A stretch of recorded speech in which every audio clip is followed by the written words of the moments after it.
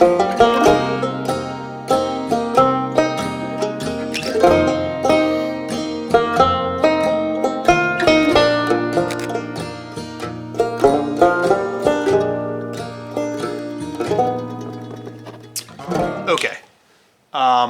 what you just saw was some photos from a wedding I shot over the weekend.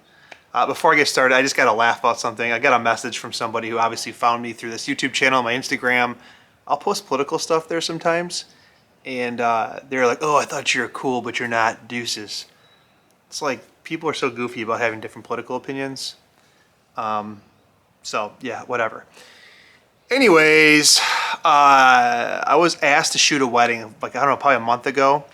Kind of a low budget wedding. I don't think they had a photographer lined up at all. They kind of waited to the last minute, I think. And somehow through some name, my name got dropped. I don't advertise. I'm not a professional. I don't do this for income. I'll shoot some like senior portraits here and there for some side cash once in a while. I've shot a wedding before to help a buddy out. And in this case, I got asked to support a wedding. And I told them I'm not a professional and I kind of have this certain style to me. And they were totally cool with it. It was a very low budget wedding that was just going to be in their backyard amongst a few people. They were very interesting people. They shop at like Salvation Army for everything, the thrift store, and they have a very 70s look. They were very nice people, and they just wanted somebody to photograph the event. It was all just very kind of low key, which was kind of cool because you know, you get into big weddings and it's real intense and the churches and stuff, and this was just more of like a, hey, we're getting married in the backyard kind of thing. But there were some things that I learned. Some things that I learned about the Nikon camera itself, about lens selection, and about what I found about myself as a photographer. And so the title of this video is Shoot a Wedding to Learn About Yourself, or to learn these things. I don't know. I'll whatever the title was, you clicked on it, you'll know. So I want to say a couple things. One, let's talk about Nikon camera specifically for the use case here. My Nikon Z6 II did a very good job. Battery life was great. I only brought one battery for a wedding, yes, and I charged in my truck in between sites. Battery life was good. The EVF was really nice. I don't like many EVFs. That one was actually very pleasant to look through. I prefer OVFs overall. So that was really, really good. And the camera itself just did a great job. Now, there were two things about the camera I didn't like, and you don't figure this out until you shoot something like a wedding. Even though the ergonomics are very good on the Nikon, I left that day with a sore hand after that wedding, and it kind of made me not want to pick the camera up for a while because I'm like, it was just in my hand all day. I didn't have it slung over my shoulder as much, so it actually was not a perfect fit for my hand. That's something I found that was interesting. The second thing is the autofocus is great, but it's not confidence inspiring. What I mean is this: when I was shooting in the Detroit Fisher building, or we were shooting at the train station, we tried to shoot at the Belle Isle Fountain, which is what we really wanted to do, but they're taking down the Grand Prix track, so we couldn't. You didn't see any photos from there. But when we were doing those types of photos, no problem. It found the eye, it locked on, it nailed focus.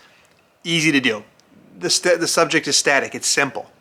But for the actual ceremony part, where people were walking and stuff, I had it set up where it's on wide area with face. Well, that setup itself, it doesn't grab the face very easily. It has to be very obvious that the face is close enough. Sony and Canon do a much better job of it. So a lot of times what I do is I reprogram the front function button to put on the little crosshairs, and I would almost use it like you're shooting a gun or something. You put it on the subject, half press the shutter, and it would track. Now, two things would happen. Sometimes that tracking box would just grab something and randomly go off. That was a problem. So you have to kind of re-pump the half shutter and get it to relock on. But sometimes it's tracking, but the box is supposed to be on my face, kind of like my Sony's doing now. It would kind of be off a little bit, and you're not knowing afterwards, did it actually hit the eye, and the box is just lagging what it's actually doing. That kind of thing. I remember old Fuji's having a similar problem to this. And what I found was it actually did nail the focus. I would say there were only a few shots that were actually out of focus. So it did a good job. Now this wedding was middle of the day in good light. And so for that perspective, there was no problem having lighting on there. So that was kind of the Nikon thing. The second thing about, or third thing now I think it is about Nikon, is their lenses have very different looks to them. So the S lenses, like the 50-1.8, 35-1.8, 85-1.8, 24-1.8, 20-1.8, those primes are extremely, extremely sharp. But they have more of a clinical look, the look that I don't love as much. The 40f2, on the other hand, has more of that like character rendering that I like a lot. And, oh no, there's a garbage truck going by. So what's interesting about the Nikon stuff is when I looked in post-production, the 85-1.8 stuff was really sharp, but I actually preferred the images out of the 40f2. So that was something else I found out. From an actual photography perspective, this venue or this wedding was not in a big church, so I didn't need anything longer lens to take care of stuff. What I brought with me was the 24-120 f4 S lens, the 40 f2, and the 85-1.8. Those are the three lenses I brought. I almost left the 24-120 at home because I'm like, 40 and 85. You know, a lot of weddings are shot with 35 and 85.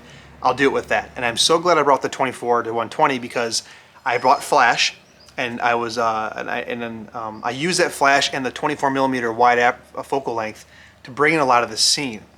And that was the other thing.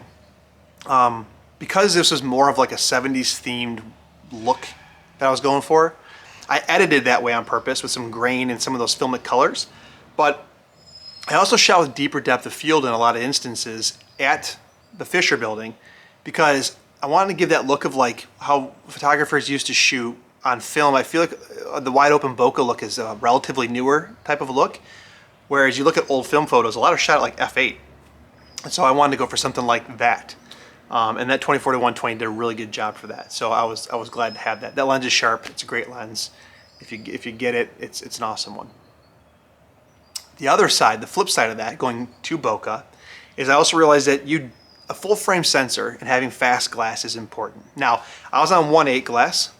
You can easily shoot 1.2 glass on APS-C to get a similar depth of field, or you can shoot, well, 1.2 glass on Micro Four Thirds to get a little bit deeper depth of field, but it would still work and serve the same purpose. And the reason why that was important for me is because I was in a very small backyard with like garages all around and like distractions. It just wasn't, and again, not criticizing, it just wasn't like a beautiful setting. So I had to isolate the subject to try and keep the focus on that and not what was going on in the background. And I would say that if you're gonna buy glass, you gotta go for versatility like the 24-120. I would say you need something that's fast because you're gonna need subject isolation and you're gonna wanna keep the shutter speeds high if it's a dimmer situation, darker out, for faster moving type stuff. And so I really cemented in, like, I think I could shoot 95% of what I do, portraits, and if I got asked to do a wedding again, with something like a 20 or 24, a 35 or 50, and like an 85 or a 135. Those three lenses, those three primes alone would be my staples.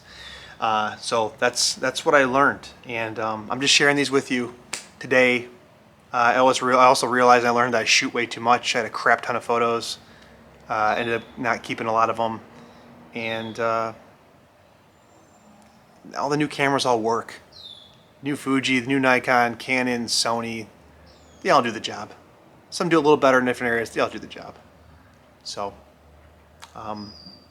yeah, thanks for watching, guys. Just want to share this. Here's what I learned shooting a wedding.